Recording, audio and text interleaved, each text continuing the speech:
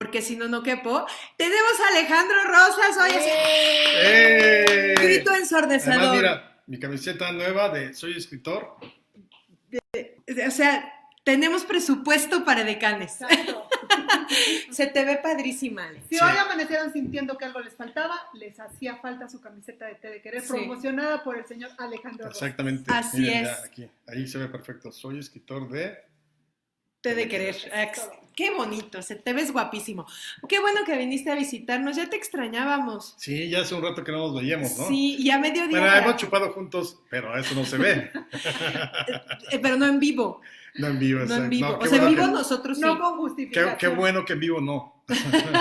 No, en vivo nosotros sí, pero ya llegó Radomi y ya llegó María. Bienvenidos, Saludos. perdónanos la tardanza, María, que desde hace rato me dijo que ya nos estaba esperando.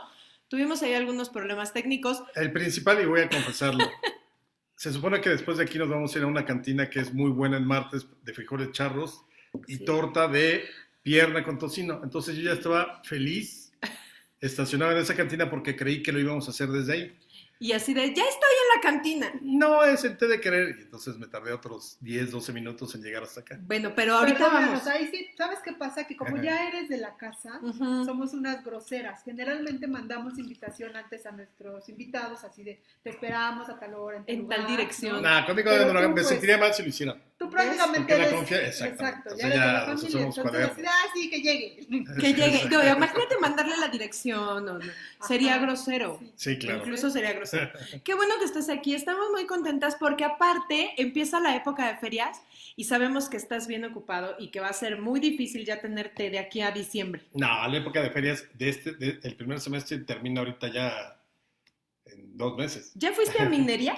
Ya el domingo estuvimos Patán y yo con México Bizarro 2, nos fue muy bien, casa llena, pero ¿sabes qué? No sé si les pasa, tú lo habías puesto por ahí en Twitter, es una feria yo creo que muy legendaria, pero yo sí creo que necesitarían buscarle otro lugar. Otra sede. Ya no cabemos ahí, no ya no cabemos. Es incómoda y no piensan en los claustrofóbicos. O sea, a mí me hace daño ese lugar, muy, muy cañón. Entro y ya me quiero salir. Sí, yo creo que deberían de llevarla a otro lado. Pero ¿a dónde? ¿Tú qué sabes de monumentos históricos?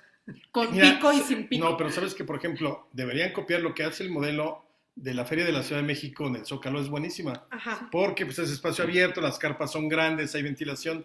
Aquí porque ya es tradicional, yo creo que tiene más, cuando menos unos 40 años o más, la Feria Internacional del Libro. Por ahí creo que es 51, ¿no? Sí, por ahí ahorita vemos qué número es, pero sí lleva muchísimo. Muchísimo. O sea, yo me acuerdo haber ido de niño y cabíamos, ahora ya no. Bueno, pero también eras más pequeño. También uno se ha expandido. O sea que la feria no es chica, yo soy grande. Pero no, sabes que, por ejemplo... Si así fuera yo me lo pasaría poca madre. Y no, pues la sufres, la padeces, todo el mundo te empuja, no cabes. Bueno, ahí te va. Nosotros teníamos hora y media para hacer la presentación, pero no teníamos dónde firmar. Porque también Planeta no tiene espacio. Y te corren, ¿no? Así entonces lo que hicimos fue hablar 50 minutos y los otros 40 dedicados a la firma. Pero entonces se pierde un poco también el diálogo que uno quisiera tener con los lectores y demás. El año pasado, lo bueno es que eran como a las 6 de la tarde, nos sacaron una mesita junto al caballito y ahí estábamos firmando. ¡Ay, qué padre! Después de la presentación. Pero ahora eran las 2 de la tarde y ya ves que ya entró la primavera, la maldita primavera, desde antes un mes antes. Nos vamos a asfixiar cuando llegue la primavera. No, ya, nos vamos a morir todos quemados antes de eso, tú no te preocupes. O por el coronavirus. Ah, sí, también, sí, porque ya llegó a Italia. Chin, yo ya me iba a Italia. Bueno, María nos manda, creo que eso es un besito. María. Felipe ya llegó. Muy bien, por favor, cuando lleguen, salúdanos porque luego no sabemos quién está. Y luego el otro día alguien nos dijo, no, pues en cuanto me meto les avisa y no es cierto. No. Ustedes tienen que saludarnos para que nosotros sepamos que ahí está. Bueno, pues hoy tenemos muchas cosas de qué platicar. Entonces vamos a aprovecharnos mucho del señor Rosas que vino a visitarnos. Venga. Y pues el motivo siempre, o sea, nosotros te invitamos, ya sabes, sin motivo. Ajá. Te queremos aquí siempre. Nos gusta que vengas, nos cuentes, bebamos. Sí, o sea, siempre es un deleite platicar contigo. Pero el motivo de juntarnos este día es para hablar de este libro. Todos traemos el nuestro. Muy bien, hicieron la tarea muy bien, muchachitos. Las caras ocultas de Hernán Cortés. Y vamos a hablar del libro y de la serie y de todo, ¿o cómo? De lo que quieran, porque es muy curiosa la historia de este libro. Ya ves que generalmente un libro da origen a una serie o una película. Ajá. Aquí fue al revés. Aquí ya estaba armada la serie y entonces la productora Dopamine, la serie se transmitió por primera vez en Amazon Prime a finales de noviembre, luego la ha repetido TV Azteca y creo que también History. Pero entonces la idea original de la productora es, termina la serie, ya tiene los 8 capítulos y entonces se acercan a Círculo Editorial Azteca y Círculo Editorial Azteca Planeta porque querían un libro que complementara la serie. Okay. O sea, tú en ese momento no tenías nada que ver. Yo no tuve con la serie nada que ver. Ni sabías quién era Hernán Cortés. Ah, bueno, sí sabía que sí era Luisito Rey. El peor enemigo de la historia de México. Era Cantinflas. Como dijo Peña Nieto cuando le preguntaron, ¿quién es el peor villano de la historia de México? Eso respondió Luisito Rey. De verdad, no es broma. ¿Lo extrañamos? No, pero ¿es cierta esa anécdota? Viene en México Bizarro 2 porque jamás la historia se atrevió a tanto. Oye, y entonces, pero sí sabías que Luisito Rey era malísimo. Sí, era el malo malísimo. Bueno, el malo malísimo en la de Luis Miguel, porque aquí es Cortés. Entonces, ¿por qué es un complemento? ¿Se puede leer solo el libro o ver solo la serie? No necesitas ver una y leer el otro. Uh-huh. Pero siempre la ventaja del libro es que puedes meter muchos más detalles y cosas así, ¿no? Entonces, número 1. Número 2, no me dijeron, tienes que seguir exactamente los capítulos. O sea, si tú ves la serie, no vas a ver en el libro la serie.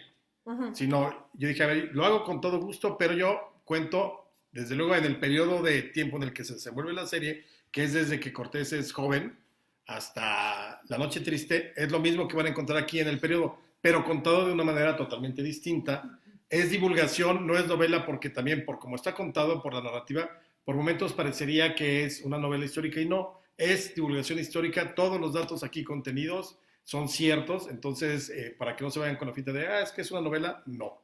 Y no es un libro que haya inspirado a la serie, sino la serie fue la que propició la realización de este libro. Sí, está rarísimo eso, la verdad, y está padre. A ver, o sea, yo vi primero la serie. Y luego leí el libro, pero sí la vi. O sea, sí, aunque dices no vienen los capítulos y eso, pero muchas escenas sí las vi en el libro, clarísimas.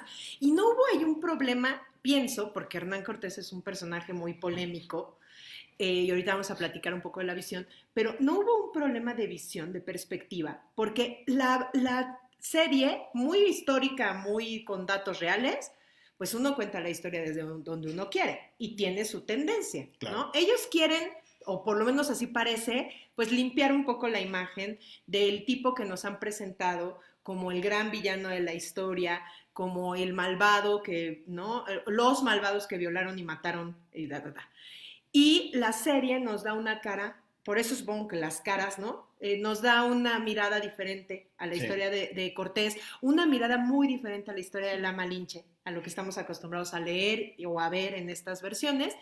¿Y tú tenías la misma tendencia? O sea, ¿o adoptaste o ya pensabas eso desde antes? No, yo ya pensaba eso desde antes. A ver, yo creo que lo primero que hay que, para acercarse a la conquista, ahorita que estamos a 500 años de la conmemoración, el próximo año de la fundación de la Ciudad de México y de ahí todo lo que deviene, yo creo que sí es importante que nos quitemos ese prejuicio de Cortés el maldito, ¿no? Uh-huh. O sea, creo que eso tendríamos que dejarlo de lado, porque si no vamos a seguir siempre enganchados en el mismo rollo de los malditos españoles, nos trajeron todos los males habidos y por haber y las calamidades, y no. A ver, ¿qué es lo que sucede? Yo creo que hay que entender a Cortés en su contexto, que es un poco lo que yo pretendo hacer en el libro, y pensar que lo interesante de Cortés es que supo leer como la situación que se vivía aquí en el Valle de México y pues, en partes de Mesoamérica, que es donde estaban las principales naciones indígenas.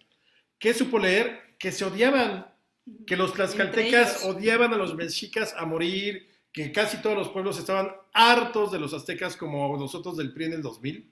Haz de cuenta, yo alguna vez lo dije, era como tratar de sacar de los pinos al PRI en el 2000. Uh-huh. Así, imagínate que te piden tributos, que te piden además que estés guerreando para que capturen prisioneros y los puedan sacrificar luego, que des mujeres, es decir, como todo imperio, los aztecas se comportaban como todo imperio. Uh-huh. Entonces no era el paraíso que parece que existía. Ay, es que los indígenas vivían en jauja y era el paraíso e iban por las calles recitando oye, soy el canto del cenzón de pájaro de 400 voces. No es cierto, no. Ni comían flores. Ay, nunca me imaginé eso, ¿no? Pero está padre la imagen. Está padre, ¿no?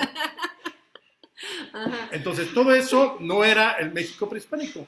Era como en toda la civilización donde hay un ser humano o varios seres humanos, unos agandallándose de otros. Ajá. Entonces llega Cortés, ¿y qué es lo que ve? Eso. Entonces, él tiene, digamos, el olfato político para cantarle bonito a los pueblos indígenas que están enemistados con los aztecas y decirle, oigan, pues hagamos una alianza y derrotemos a los aztecas.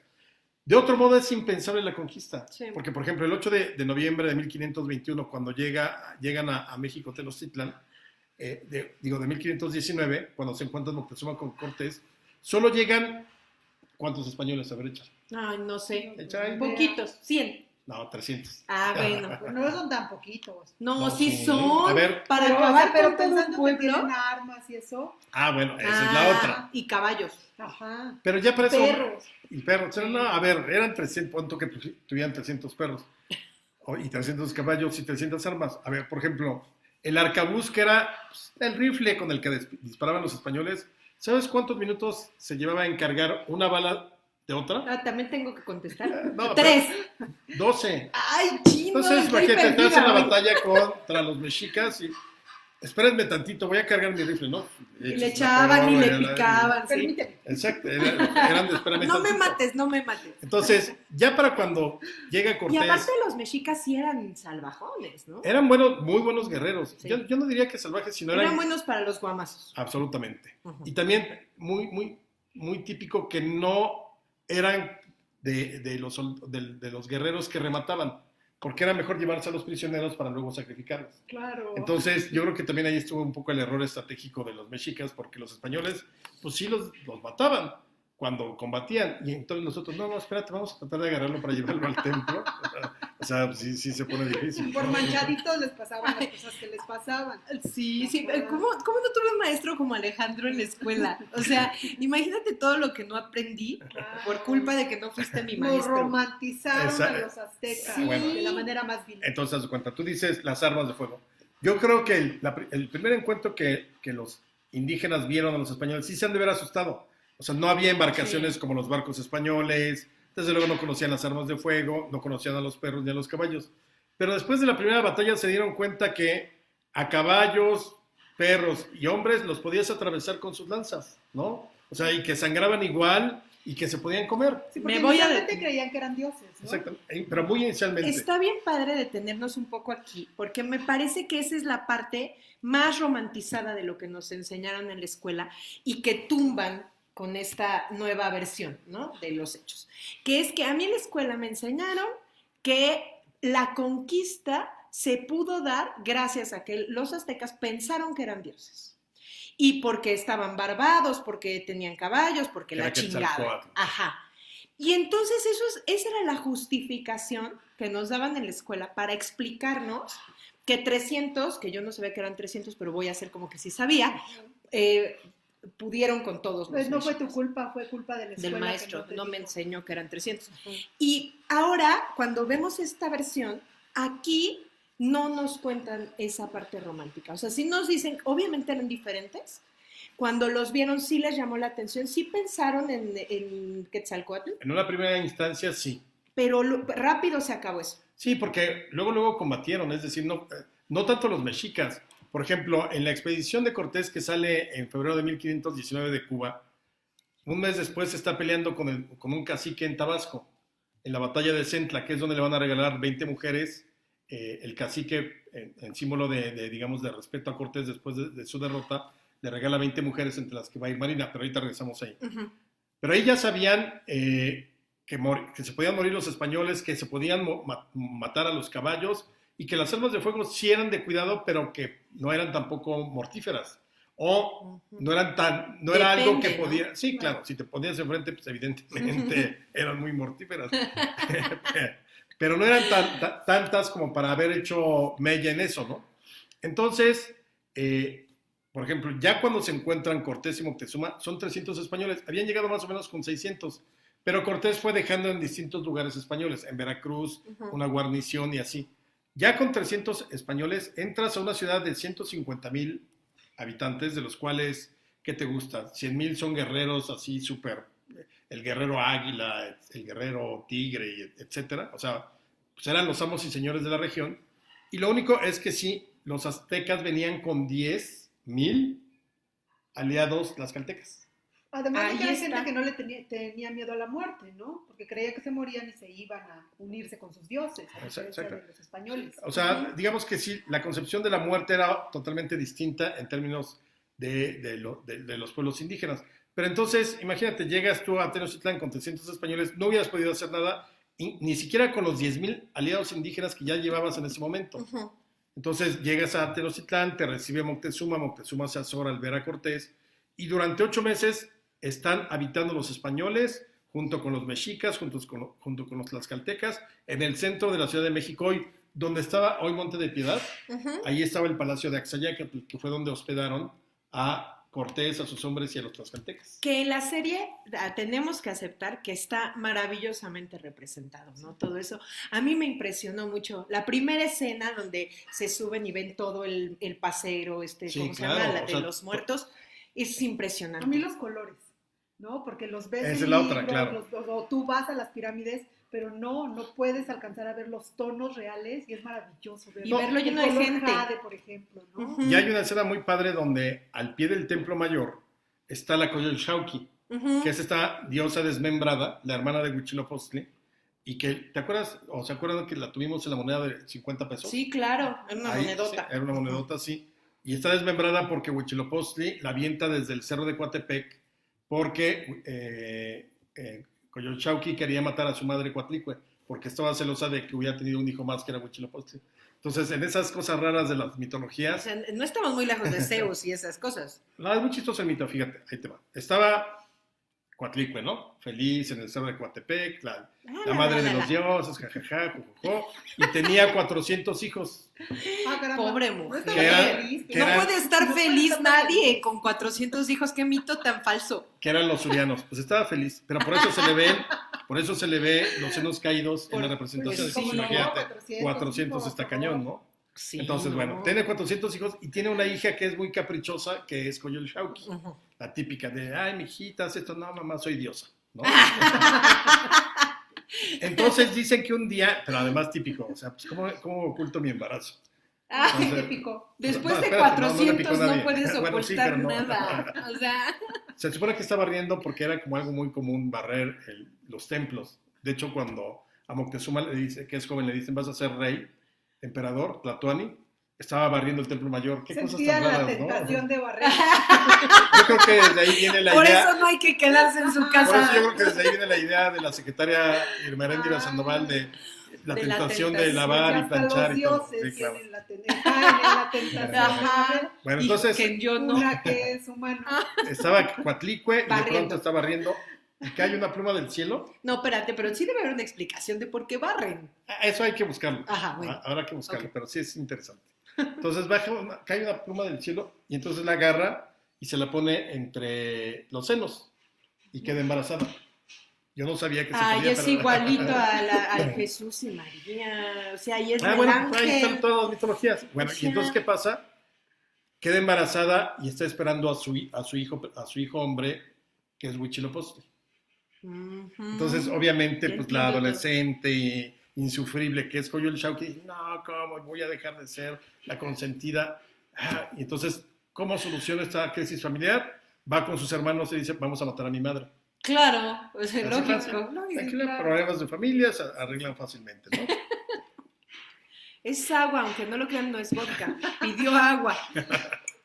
Entonces, ¿qué pasa? Que afortunadamente o desafortunadamente para la Coyolxauhqui nace Huitzilopochtli, pero no nace bebecito, ya nace vestido de guerrero y todo. Mira qué maravilla. Imagínate, sí, que te nacieran de 20 años. Sí, claro. Oye, si te nacen ya guerreros, Claro, está chido. Tú me mantienes. Sí, ¿no? está padre. No que aquí no. Esta No tecnología. No, nada.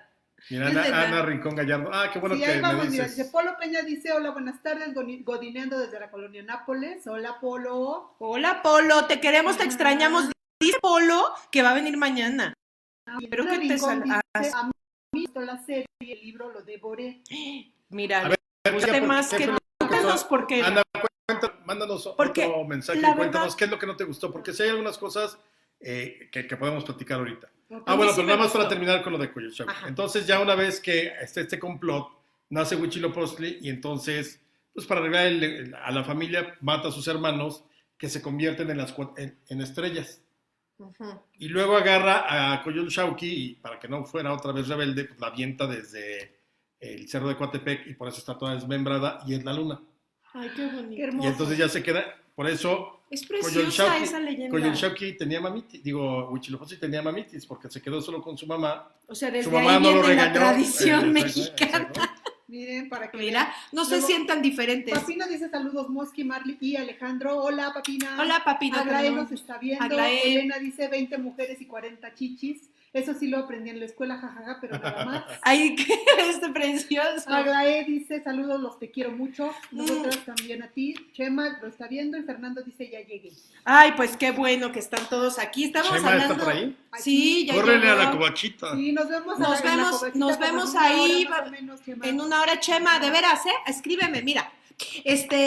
Bueno, entonces, ¿por qué estamos hablando de la Coyolxauhqui? Porque en la escena, porque hay una escena en la serie donde se ve a colores, como debió haber estado, y exactamente la Coyolxauhqui se ponía al pie del Templo Mayor, y ahí es a donde arrojaban el cuerpo de uno de los sacrificados, y de ahí ya lo destazaban para hacer el pozole, o para ya retirar todos los restos y demás. Pero ahí en la serie sí podemos ver la ubicación original de donde debía estar Coyolxauhqui en el Templo Mayor. Ahorita que nos cuente Ana, ¿verdad? ¿Por qué no le gustó? Pero a mí sí me gustó la serie, la verdad. Sí la recomendaría. A mí también me gustó. Me gustó mucho, me piqué. Quería ver qué pasaba en el siguiente capítulo. Por ahí hay un capítulo que me sobra cabrón, pero ni modo. El de la infancia de Cortés me parece que sobra cabrón. Yo como narradora, amigo, ¿no? Sí, muy malo, muy malo. ¿Tú estás de acuerdo? Sí, a mí fíjate, me gustó en términos generales, ese me parece que se cae. No sé si ustedes vieron Breaking Bad, pero en Breaking Bad hay un capítulo que es terrible, que es el de la mosca. Yo no lo donde vi. no pasa nada. Todo el capítulo es persiguiendo a una mosca en el laboratorio. Pero bueno, aquí yo creo que ese pudieron haberle metido más intensidad en otras cosas. Creo que lo debieron de haber relacionado con el presente y de veras relacionado. Sí, fue un cabo suelto. Fue un cabo suelto aburrido, porque porque al final la serie sí tiene la intención lúdica de entretener y no, ese capítulo no lo cumple. Pero en general la serie me gustó y me pareció muy impactante lo que lograron. La producción me parece que es maravillosa. Esto de los colores, de ver a la gente caminando por las calles de la Gran Tenochtitlán, es algo que nosotros vamos y vemos ese lugar ya sin color, ¿no? Todo es cafecito y lleno de turistas. Entonces, verlo de esa forma es maravilloso y creo que lo lograste muy bien trasladarlo al libro. En el caso del libro es súper poético. ¿Sí? A mí me parecen unas imágenes súper poéticas y yo creo que tiene que ver con eso, ¿no? O sea, sí te esmeraste mucho en tratar de representar cómo se veía, cómo se sentía, qué olía. Fíjate que es una de mis fijaciones de toda la vida. Si a mí me considera un genio, un deseo, le pediría 3 más primero. No, dígate, muy inteligente, así como el negrito que se le... No podemos decir negrito, pero... Ay, aquí sí. El afroamericanito. El nito. Exacto. No, porque imagínate, y por eso a mí me gustó mucho el capítulo del libro donde Diego de Ordaz le pide permiso a Cortés de subir al Popocatépetl. Esa escena me parece que ha de haber sido, o sea, se me pone la piel chinita, nada más de pensar. Para empezar, imagínate, hoy son como 5.200, 5.100 metros sobre el nivel del mar el Popo, ¿no? Entonces sí necesita, ya ahorita ya no se puede subir, pero cuando se podía, pues una condición física de alguien que pues, entrena todos los días, porque te va faltando el aire. En ese momento nadie sabía que el aire pesaba, o sea, la presión atmosférica nadie la conocía. Entonces, conforme van subiendo, Diego de Ordaz y sus hombres no saben realmente por qué no pueden respirar y sienten más pesado todo. Entonces, para empezar eso, han de haber creído que quizá era una cosa divina, ¿no? Luego, número 2, subes con armadura y con tu espada, porque además, opuesto que lo llevas... Los domingos subes en choriten. Exacto. Ya se cuenta que pon tu armadura, no, pero si tú vas a una zona desconocida, pues llevas la armadura. Claro, ¿no? pues debes llevas la espada. Claro. Y además llevas el huipil porque evidentemente sabían que arriba debía hacer frío. Entonces llevas las mantas. Y él así, con sus botas de conquistador, no con sus tenis super acá de, no sé. Nike Air. Sí, exactamente.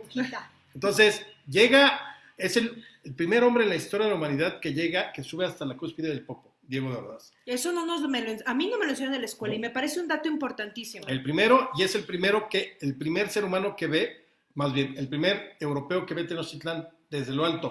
Y yo me atrevería a decir que el primer ser humano, porque los indígenas tenían miedo de subir, porque el Popocatépetl en esa época estaba tan vivo como ahora.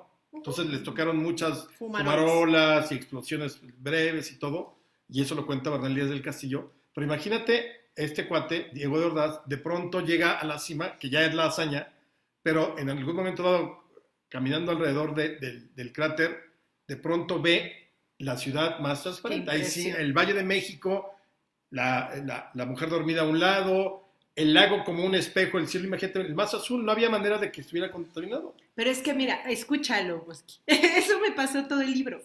Todo el libro veo esa pasión que a ti te mueve por imaginarte eso, que nosotros solo podemos eso, imaginárnoslo. Claro. Tenemos las referencias literarias, supongo que la serie está basada en los textos de Bernal y en otros, supongo que son varios en los que se basaron.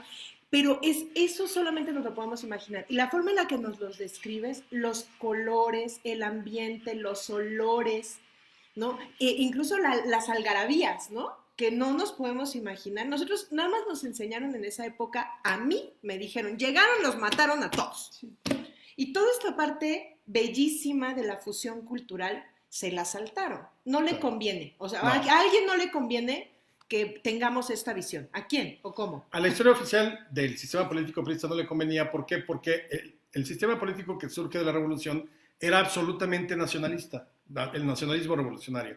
Entonces, obviamente lo tuyo era tus raíces, lo prehispánico, y los españoles eran exactamente los que habían venido a acabar con todo ese paraíso que nunca existió. O sea, era un imperio, dominaron y subyugaron los aztecas tanto como los romanos en su momento, como los egipcios en su momento, como los persas en su momento. O sea, no hay ahí de que es que aquí eran mejores, no, eran seres humanos, ¿no? Y esa es la naturaleza humana. Que con poder y necesidad de conquistar, claro, ¿no? Y luego los otros llegaron igual. Ahora, exactamente, por ejemplo, el presidente dice que habría que pedirle que los reyes nos pidan perdón a los pueblos originarios. Nosotros no somos pueblos originarios, es un hecho. O sea, a mí no me va a pedir perdón. No, a nadie de aquí, porque te voy a decir lo que pasa. A nadie de aquí. Yo primero le pediría a los descendientes de los mexicas, que no somos nosotros, porque nosotros somos descendientes de españoles y mexicas. Claro.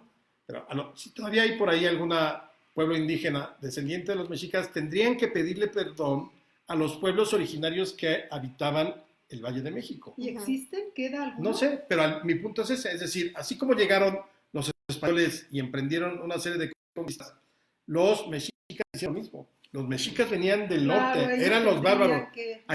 Antes de la llegada de ellos al Valle de México no existía el sacrificio humano, no existían los zompantes, por ejemplo, estos muros de calaveras donde ponían en un travesaño a los cráneos. Entonces, ellos que son tribus bárbaras, los bárbaros del norte, literalmente, vienen supuestamente de Nayarit. ¿Hay un grupo que se llame así? Porque es un buen nombre. Fíjate que uno cree... Los bárbaros del norte, de la Narvarte, aunque sea. Ándale. Fíjate que hay quienes creen que los chichimecas es el nombre de una de las naciones indígenas, y no, chichimecas son bárbaros. ¿Eso significa? Sí, entonces, digamos, los aztecas eran chichimecas. Hizo así. Eran tribus bárbaras, así se referían en el centro a las tribus bárbaras del norte. No, qué ignorante soy. Entonces, ellos traen desde el norte e implantan aquí su modo de vida, asumen la cultura y alguna cosmovisión que tienen de Tula y de otros lugares, pero prácticamente llegan a decirle, a ver, quítense, nosotros somos los meros del barrio, vamos a invadir. O sea, se comportaron los mexicas cuando llegan al Valle de México, se comportan prácticamente del mismo modo que los españoles. Van conquistando lugares, van sometiendo, hacen alianzas y terminan fundando su ciudad y teniendo un imperio maravilloso, ¿no? Es interesantísima la historia de México, pero en este caso que estamos tratando hoy de este señor, este personaje, que yo sí lo tenía como el villano, y de repente ver a un hombre a un hombre con una nobleza impresionante. Va pasando el libro, te vas enamorando del personaje. Es inevitable no tomar partido. O sea, el tipo tiene unas actitudes maravillosas. Ahorita vamos a platicar, por supuesto, de la Malinche. Y vas viendo desde otro punto de vista la historia. Así de, bueno, entonces este hombre no era el asesino a sangre fría que nos han contado toda la vida. Incluso se trata de tocar mucho el punto de que no era un asesino. Claro. Era un guerrero. Tiene mucha fe de verdad en su Dios. O sea, él no quiere venir a canonizar. Él de verdad cree que su Dios es el verdadero. No, y que tiene una misión. Y ahorita podemos hablar de eso. Ana nos dice, no me gustaron los caracteres de los personajes. Te pierdes en los tiempos, cosa que no pasa en el libro, aunque también se brinca en los tiempos.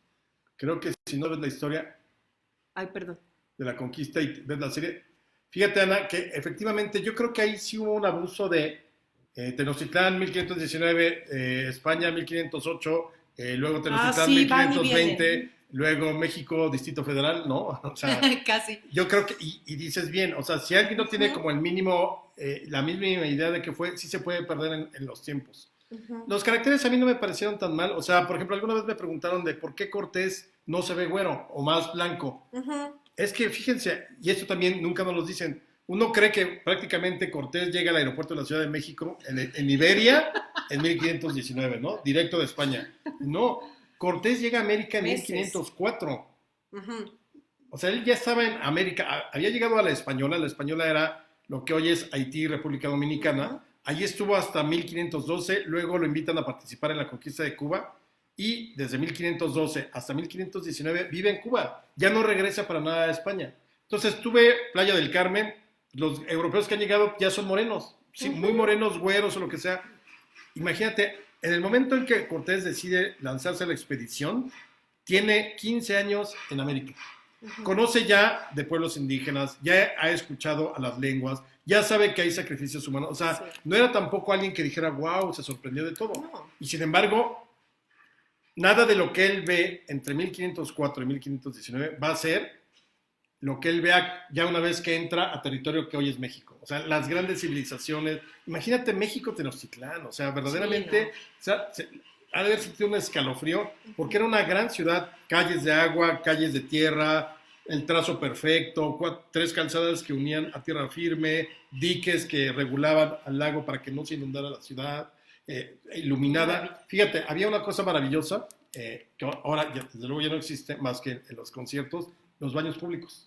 Casetas de juncos, donde tú podías hacer tus necesidades, y por ejemplo las heces fecales en las noches pasaba una canoa, recogía todo y las llevaban a secar para luego darles otro uso, abono y demás. Qué maravilla. Pero la gente, o sea, Tenochtitlán era muy limpia. Y ahorita que decías, por ejemplo, de los olores, uno nunca piensa eso. Imagínate, Marina, las mujeres, los indígenas eran muy limpios. Imagínate la primera noche de sexo entre una mujer azteca indígena que desde luego no tiene nada que ver con la sexualidad hoy en día, porque seguramente era prácticamente como sexo animal, o al menos a las mujeres era así como de un depósito, ¿no? O sea, no creo que háblame bonito. La copa de vino. En la serie se ve más romanticona la relación ahí, las dos relaciones.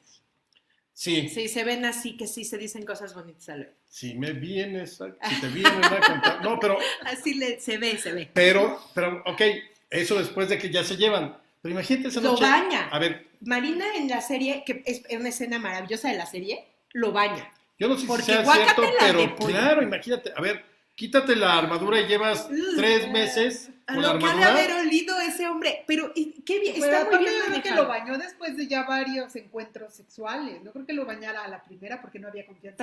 Trataba, ¿no? Pero sí, los olores son una cosa que es muy parecido a lo que pasa ahora. En general, los mexicanos somos bastante limpios, ¿no? O sea, nos bañamos y luego vas el día y tienes calorcito a mediodía, te vuelves a bañar. No, tampoco. Bueno, Mosque se baña todo el día. ¿Sí? Bueno, y los europeos huelen feito algunos. O sea, eso sí es cierto. Entonces, si ahorita huelen feito, ¿cómo ha de haber olido ese señor? Porque aparte, a mí me impresionó mucho lo de los olores y otra cosa en la que nunca me había detenido, ¿no? Para pensarlo. Que no existía el depilado brasileño. Claro, me leíste la mente. Imagínate. No, estaba pensando en eso. Estaba pensando en que ahorita que empezamos la charla, no pienso en eso. Ahorita que estamos haciendo la charla y decíamos del calor, ¿no? De que se nos adelantó la primavera y hace mucho calor. Imagínate ellos con esas botas, esas armaduras, esas capas de ropa, peleando y luego se meten al agua, se empapan, se enlodan y no se bañan. Ahí se ve clarito en la serie cómo no se bañan. Salen a que se les seca el lodo y les siguen, ¿sí o no? Claro. Y luego en la noche quieren llegar y hacerle cariñitos a la Malinche. No, pobre Malinche. Pobrecita mujer. No, esa es una de las cosas que uno no piensa, pero ha de haber sido un encuentro brutal. Horrible. Entre igual, o sea... Eso se refiere al choque de los mundos. Claro, imagínate toda la concepción. Bueno, entonces, imagínate esos primeros encuentros, se han de haber sido una cosa... Luego por ahí hay alguna crónica, no me acuerdo dónde la leí, que en algún momento dado comen carne española, o sea, del español. Y que sabe... No les gusta, porque no. pues, viene toda grasosa, por la alimentación propia de los españoles y demás. Acá pues, lo que devoraban de pronto, porque era antropofagia ritual. Es decir, no era un rollo de voy a la carnicería por muslo de Luis, ¿no?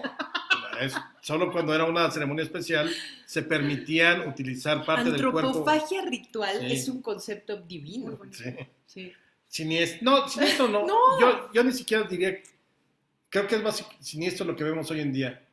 Ana Rincón Gallardo, Adrix Arrazola. Adrix, mi mamá también por ahí. También mamá, América. Agua, no pienses. Agüita, mira, agüita americano. No, porque luego me buenas tardes. Ay,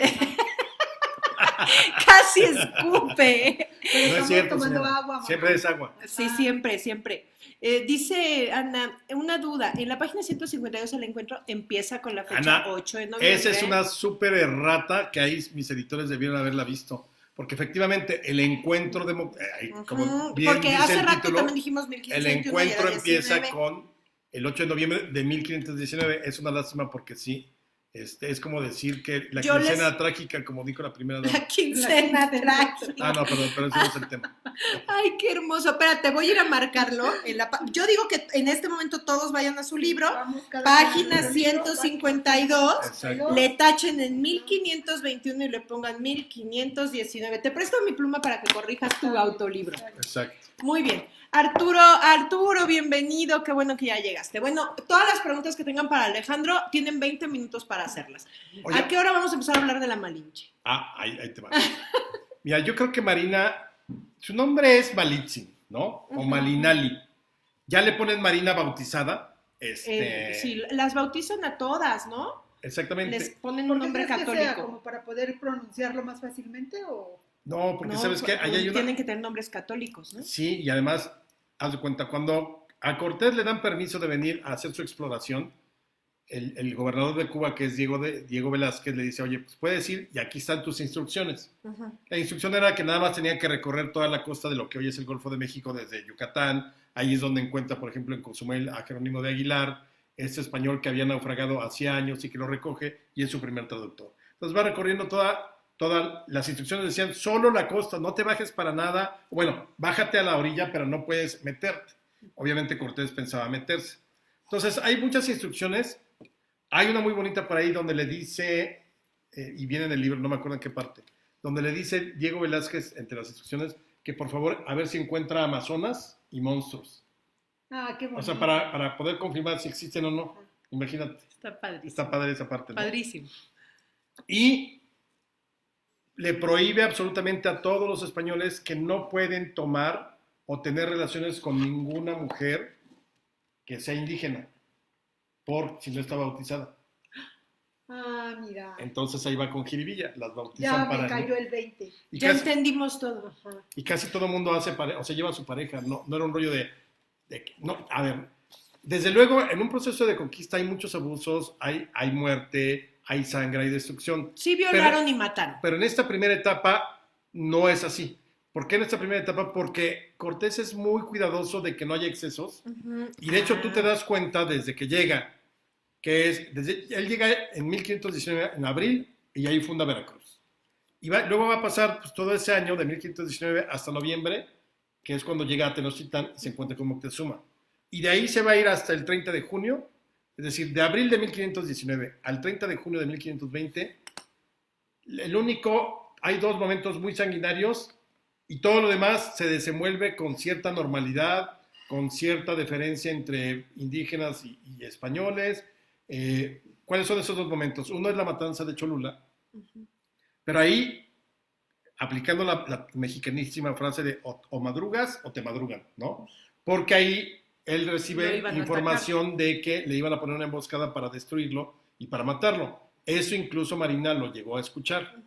Entonces él decide primero matar a que lo maten. Entonces sí, todos los detractores y críticos de Cortés dicen que ese fue una cosa muy cruel y que no debió haberse dado. Y que sentó un precedente, ¿no? Claro. Eso también se menciona. O sea, si no hubiera pasado eso, quizá no hubieran pasado las que pasaron después. Exacto. Pero ahí todavía se desenvuelve con cierta tranquilidad. Cuando llega a Tlaxcala, los tlaxcaltecas lo combaten para ver quién es. De hecho, fíjate que hay una escena que también yo cuento ahí. Ixtlizóchitl, me parece, no es Xicoténcatl, el joven, que era el que rebelde, el que no quería la alianza.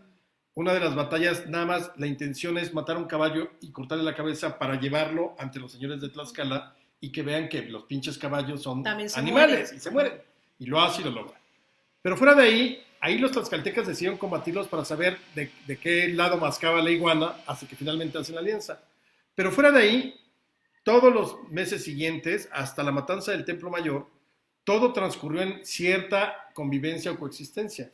El que la riega, y el capítulo se llama No hagas pendejadas, Pedro. Y sí, de veras, qué baboso. Ahora, nada más les voy a contar aquí una cosa.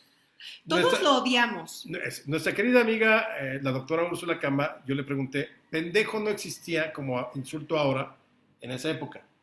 Entonces ahí me tomé una licencia literaria para ponerla porque me parece, mi papá siempre me dijo, ese es su gran consejo de vida, y no hagas pendejadas a donde fuera. Nada más te recuerdo, no hagas pendejadas. ¿Y le hiciste caso? Bueno, yo creo que era un 70%. Bastante bien, señor, vamos bien. Exactamente. Entonces, ¿qué sucede? Pendejo era el pelo público. Entonces, ya mucho, digo, por eso no viene el caso, pero yo ya me tomo, como es un libro de divulgación, pues bonito, me parece que se vale. Pero solo esa fue la otra matanza que no perpetra Cortés, sino el idiota de Pedro de Alvarado, que de pronto enloquece y mata a los señores de Tenochtitlán, y eso ya detonó, ahora sí, el conflicto bélico definitivo y violento entre mexicas y españoles. Ahí ya valió más, o sea, ya de ahí ya no hubo consenso. O sea, no nos la perdonaron. Ya no. No se las perdonaron. Ahora, estas 2 historias de Hernán y de Alvarado, los dos son bien, tienen su pareja todo el tiempo la misma y todo este rollo. Así era. Fíjate porque que yo tenía la concepción de que andaban con todas y así. No, ellos muy fieles. Muy fieles, seguramente, por Cortés tuvo por ahí algún par de canitas al aire, si se le puede llamar así. Bueno, estaba casado con otra. Bueno, para empezar, tiene a Catalina Juárez que la deja en Cuba. Ajá. Y luego le va a caer Catalina Juárez en 1524 a Coyoacán y ¡órale! Entonces, Marina, te tienes que ir un rato. Y luego, curiosamente, se muere Catalina una noche con él. Se muere casual. Dicen que es el primer autovío de la historia. Nunca se le pudo comprobar.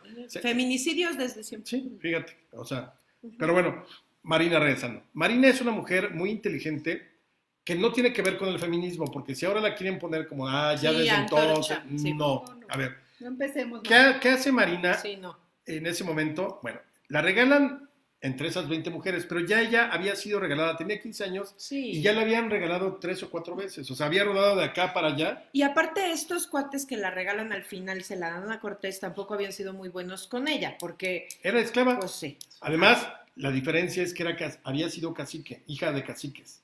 Ajá. Ella nace por Coatzacoalcos, entonces sabía muy bien el náhuatl, por la región. Por eso sabe los idiomas. Exactamente.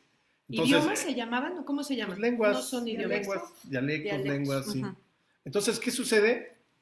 Que la regalan, ella siendo muy niña, pues vivía con su papá que era cacique, era muy feliz, hasta que se muere el papá, y la mamá se casa con otro cacique, y tienen un hijo varón, y entonces quieren darle todo al varón, y por eso la mamá regala, imagínate, a Marina. Entonces ahí empieza a rodar, va a la península de Yucatán regalada como esclava, luego de ahí la pasan a Tabasco, y en Tabasco es donde el cacique gordo, así se llamaba. No estaba gordo. No, fíjate que ponen aquí muy gorda a Moctezuma en la serie. Sí, sí. ¿No estaba así? No, de hecho Bernal dice que era de pocas carnes. Así literalmente lo describe. Sí, lo ponen muy panzón. Y en taparrabo pues se nota más. Además, ¿cómo engordaba de esa manera si su alimentación era bastante limpia? ¿No? Sí, o sea, no realmente... comía carbohidratos. Una tortillita de vez en cuando. Además, carnita de gente que también era vegetariana, o sea, no podía haber tanta grasa. Sí, pero sí está gordito en la serie. Pero Bernal dice que es de carnes, pocas carnes. Okay. Bueno, entonces, cuando le regalan a Marina, en el primer momento, Cortés no ve a Marina así, nada especial, dice, tiene 20 mujeres, pero él ya está en su rollo de, a ver, este es mi plan, hay que fundar aquí, vamos a seguir hacia adentro. No le importó ese regalo. No, pues se la dio a otro. Se la dio a su amigo Portocarrero, Hernández Portocarrero, y digamos es pareja de él durante un tiempo. ¿En qué momento surge ya Marina como la que conocemos? Bueno, cuando fundan Veracruz, que llegan los enviados de Moctezuma con regalos, los primeros enviados, entonces ahí habla en náhuatl y nadie entiende. Jerónimo de Aguilar lo único que sabía era maya y del maya al español. Okay. Entonces ahí sí, en ese momento, Marina, que tenía una formación cultural más importante porque había sido hijo de caciques, es la que alza la mano y dice, yo sí sé este idioma. Y la escuchan, o sea, alguien le pone atención. Bueno, todo el mundo, porque era la única que podía traducir. Entonces, ¿qué hacía Marina? Traducía del náhuatl al maya y Jerónimo de Aguilar traducía del maya al español. Es una herramienta indispensable esta mujer en esta historia. O sea, sin ella, sí la historia hubiera sido diferente, ¿o no? Sí, yo creo que es la gran dama de la conquista, la mujer de la conquista. Entonces, ahora dice, es que era una traidora, porque cómo se entregó a los españoles. Porque Cortés fue el único que la trató con cierta dignidad. La hizo su compañera, claro que fue su compañera de cama, de su confidente. Yo creo que muchas de las cosas que le llevaron a tomar decisiones a Cortés, porque además era un mundo que al final desconocía a Cortés, a pesar de que llevaba 15 años en América y conocía a otras tribus, pero no tenía que ver nada los pueblos indígenas del Caribe. Ella le da consejos. Y ahí eso es muy interesante porque nunca nos ponemos a pensar. Yo creo que la historia de la conquista es un gran teléfono descompuesto. A ver, yo pongo este ejemplo. Pon tú, Cortés que era tan religioso, ¿no? Siempre que llegaba a algún pueblo les hablaba de la cruz, de Cristo, de todo. Entonces imagínate que le dice, oye Marina, un favor, dile a Moctezuma lo siguiente, ¿no? Entonces empieza Cortés. Dile que nosotros tenemos un solo Dios, pero que se divide en tres, Dios Padre, Dios Hijo y Dios Espíritu Santo. Sí, aunque hables español no entiendes. Bueno, hasta ahí todavía podrías más o menos, porque también los aztecas tenían varios dioses. Ahora, dile que nosotros cuando comemos esta hostia, nos estamos comiendo a nuestro Dios. Y que hay un milagro que se llama el de la transubstanciación, por el cual el pan se convierte en el cuerpo de Cristo y el vino en la sangre de Cristo.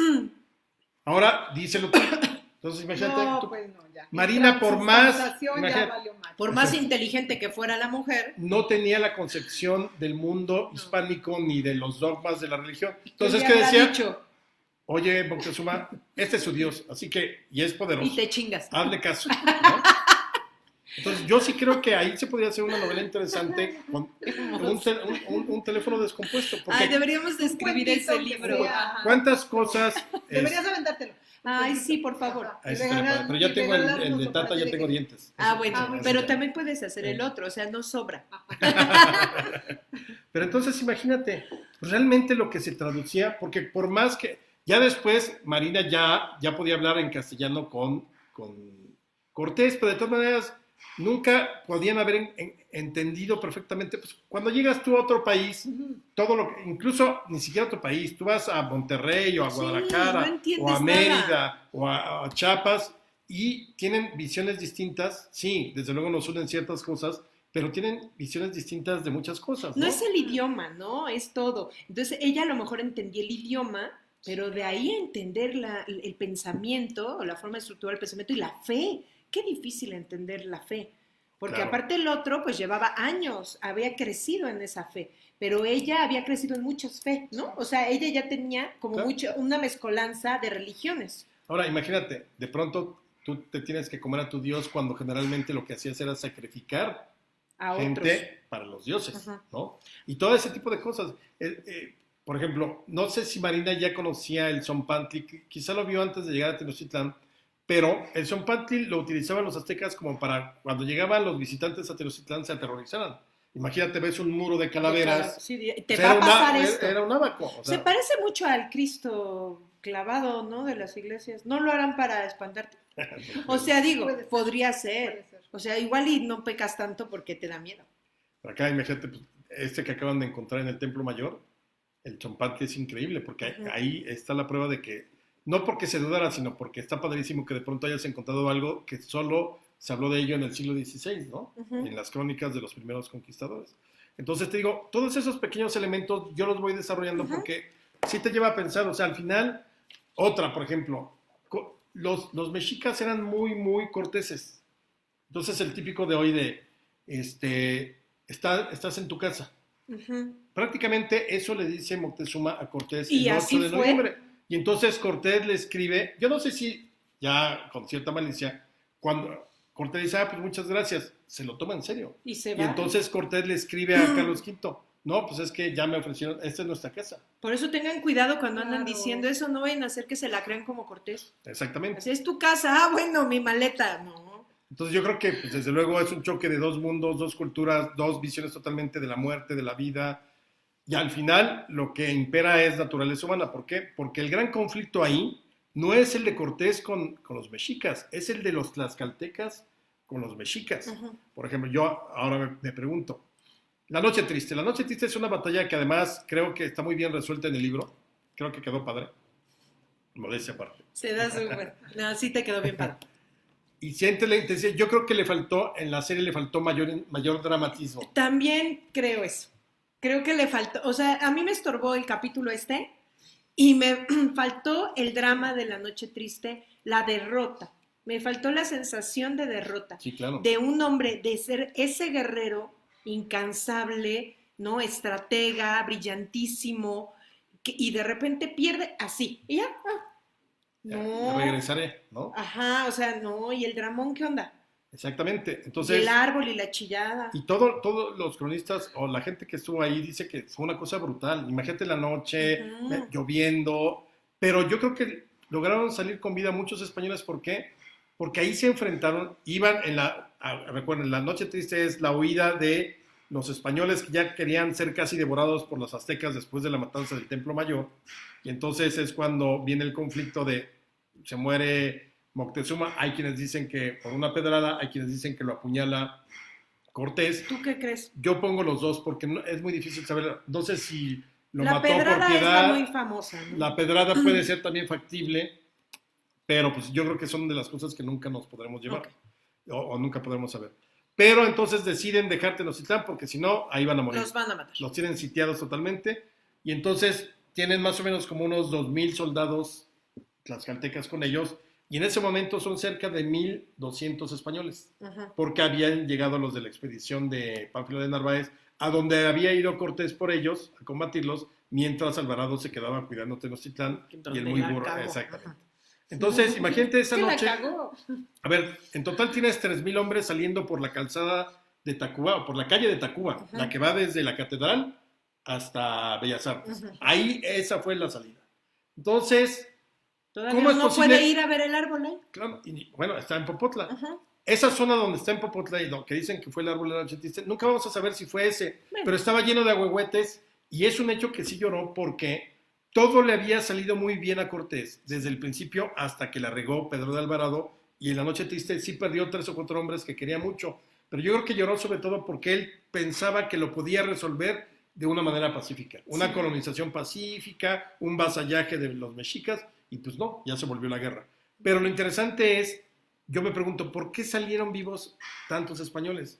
Porque yo me imagino que en ese momento de la batalla, huyendo por la calle de Tacuba, ahí afloró todo el resentimiento entre mexicas y tlaxcaltecas. Y ellos fueron los que se dieron en la madre. Entonces se dieron con todo, y de hecho, no eran calles entre calle y calle había una acequia. Entonces dicen que eran tanto los cuerpos de los guerreros indígenas que se apilaban, que se convirtieron en puentes naturales. Sí, caminaban encima de los muertos. Entonces, toda esa parte creo que sí le falta a la serie. Ahora, vean la serie como... Aunque sí está padre, o sea, la lluvia y todo, o sea, la producción está padrísima.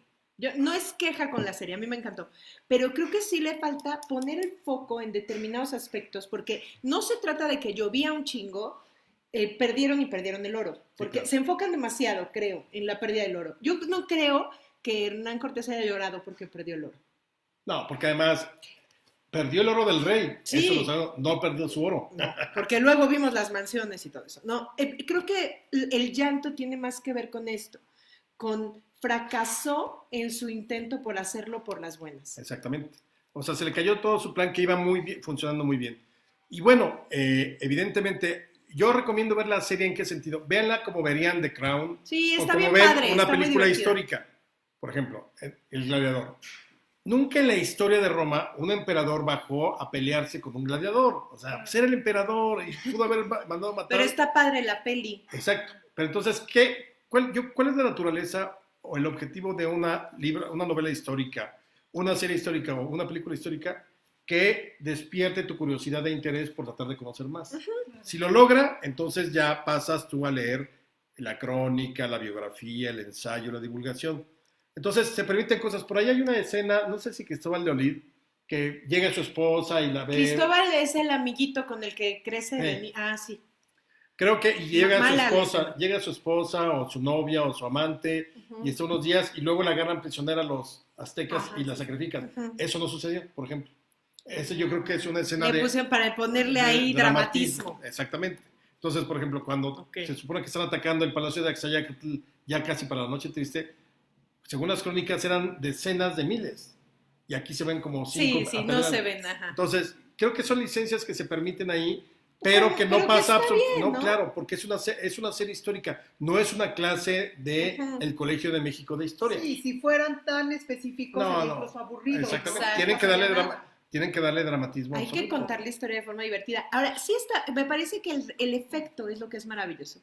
Primero que nos tengan aquí hablando de Hernán Cortés. O sea, yo hace años que no hablaba con nadie de Hernán Cortés y a partir de la serie lo discutí, me pareció un tema del que teníamos que hablar. Eso me parece maravilloso, revivir la discusión acerca de estos dos grandes personajes de la historia de México, Hernán y la Malinche, que vamos a decirle Marina ahora. A mí me gusta más porque Malinche, hay dos versiones, una que era el término con el cual se referían a los extranjeros, uh-huh, entonces supuestamente por eso le decían a él Malinche. Hay muchas narraciones donde te cuentan que el diálogo era Moctezuma diciéndole a Cortés, tú Malinche. Uh-huh. Hay otra versión que dice que los aztecas o los mexicas o los indígenas no podían pronunciar Marina. Uh-huh. Y entonces fueron modificando el término hasta Malinche. Uh-huh. Pero Marina le decía. Pero el problema es que Malinche fue retomada en el Laberinto de la Soledad por Octavio Paz y le dio la connotación de la chingada, sí, la mujer la traidora, que se entregó a los españoles, violada por los españoles. Pues eso también es culpa de Octavio Paz, como muchas otras. Bueno, pero es interesante, o sea, ve de qué estamos hablando, cuántos años llevábamos sin hablar de esto. Esa es la primera. La otra es que esta serie fue internacional. Sí. Entonces llega esta maravilla de ver el imperio en vivo a otros países que quizá no tenían la visión de que esto era esa maravilla, porque hay otras, o sea, sí nos cuentan, ¿no? Ay, es que el imperio, pero no, ya verlo así es muy impresionante. Y la otra es que al llevarlo de ahí al libro, yo creo que sí se sienta un precedente que puede seguir pasando. A mí me encanta que cambiemos las formas de hacer libros en este país, entonces ahora que en vez de quejarnos de que, ay, es que las series, entonces ya no leen libros. No, es al revés. Yo creo que tu libro se está vendiendo maravillosamente. Va, ¿no? Muy bien. Y la serie lo impulsa a él y él a la serie. Supongo que así están. En teoría, se pueden mover solos, se han movido juntos, pero como además ya también la serie pasó desde noviembre, ya casi todo el mundo la vio. Uh-huh. De todas maneras, ahorita en la promoción por las ferias y demás, ha tenido muy buena acogida. Pero yo invito a leer este libro. ¿Por qué? Porque si tú no tienes una idea de lo que fue la conquista, podría ser como aquellos libros del ABC de Química o el ABC de Física. Claro. Aquí tienes tu libro introductorio para la conquista. Ya después, si te interesó mucho Cortés, pues entonces vea las grandes biografías como la de José Luis Martínez o Hugh Thomas con su conquista de México, uh-huh, o las de los españoles de ahora, Miralles, que está por ahí circulando, o Duverger, que son muy buenas. Pero esta sería como... ¿Quieres tener una idea clara rápidamente de lo que fue ese proceso de 1519 a 1520? Porque también como la serie aquí termina con La Noche Triste. Eso quiere decir que vendrá un La segundo segunda... volumen porque jamás la historia se atrevió a tanto. Y la otra es que si viste la serie y te quedaron huequitos y muchas dudas, el libro te las resuelve. Eso es lo más importante, creo, porque sí es cierto, la serie salta mucho, no pueden detenerse tanto en los detalles.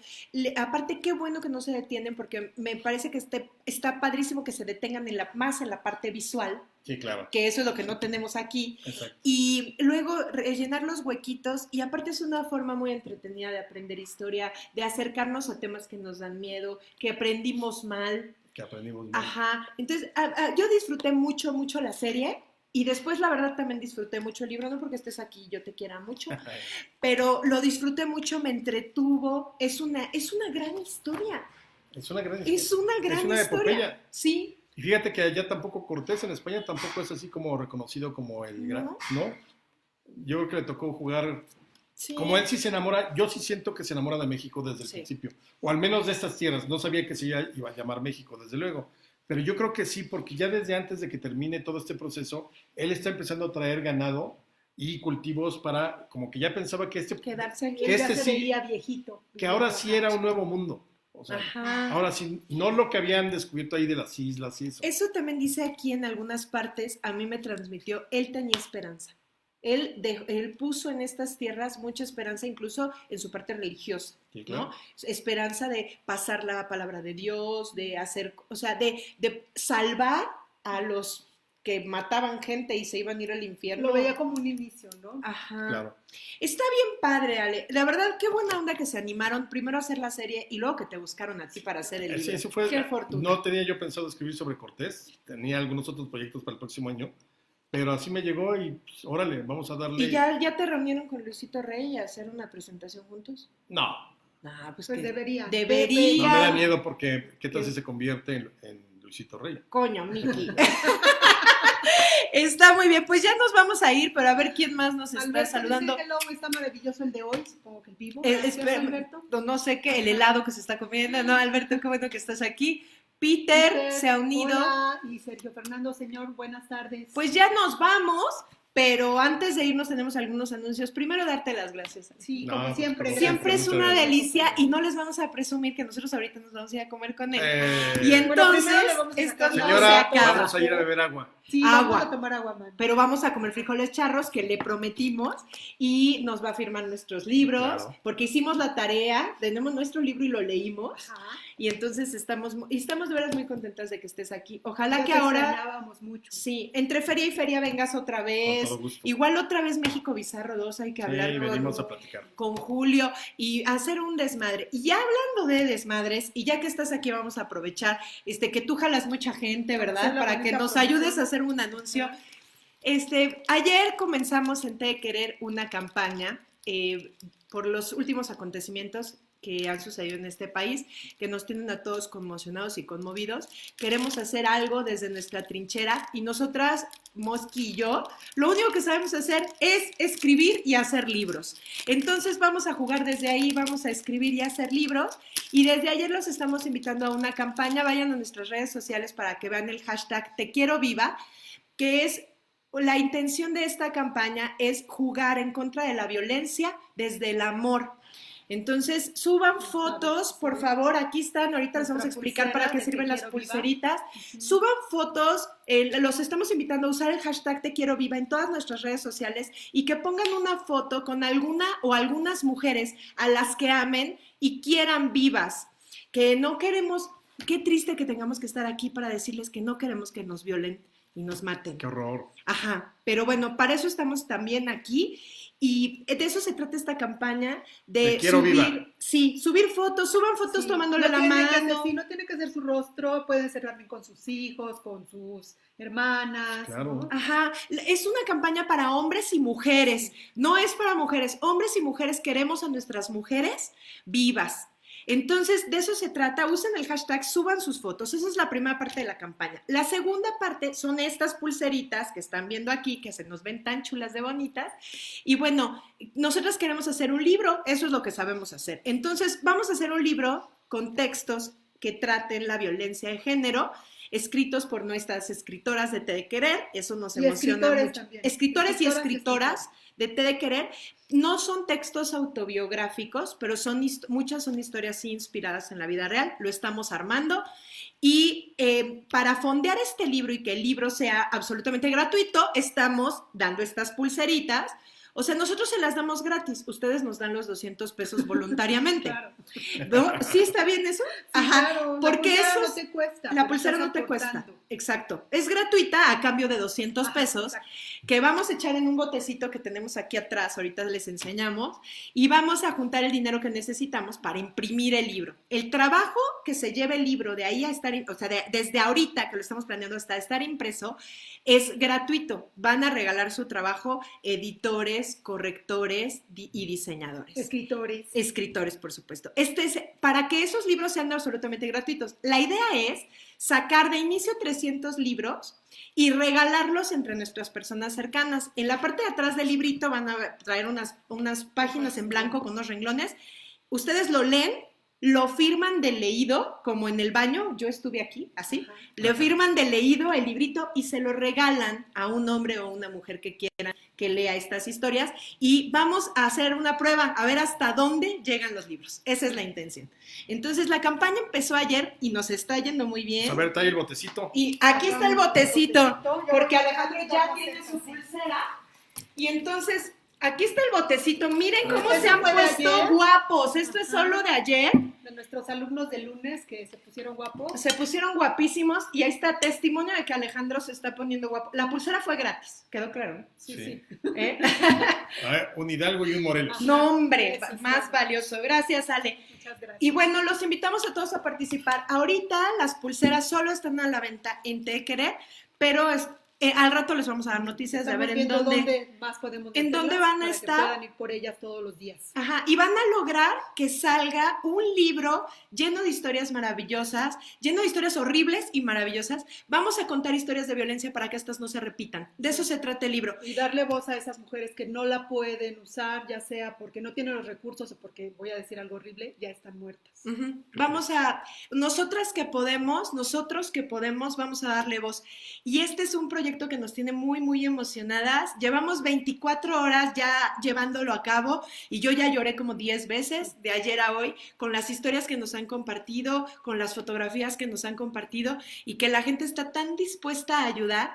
De verdad, se los agradecemos muchísimo. Gracias por el apoyo y vamos a hacer un pinche desmadre. Así que estén preparados porque queremos hacer mucho ruido con esto y trabajar en contra de la violencia. Vamos a cambiar el mundo con palabras. Así es. Polo dice 200 es el donativo mínimo. Exacto. América dice yo quiero 2. Muchas gracias, mami. Sí. Y a ver, entonces Arturo, ya nos vamos a ir. Fuerte abrazo a los tres. Arturo, te queremos mucho y te extrañamos. Por escucharnos y vernos. Fernando, no, otra hora. Vamos a invitarlo otra vez, se los prometemos. Polo Peña, saludos. Ok. Las queremos muchísimo. Ale, gracias. Presume tu pulsera. Sí. Te queremos viva. Buenas tardes. Te queremos viva, recuerden. Te queremos viva.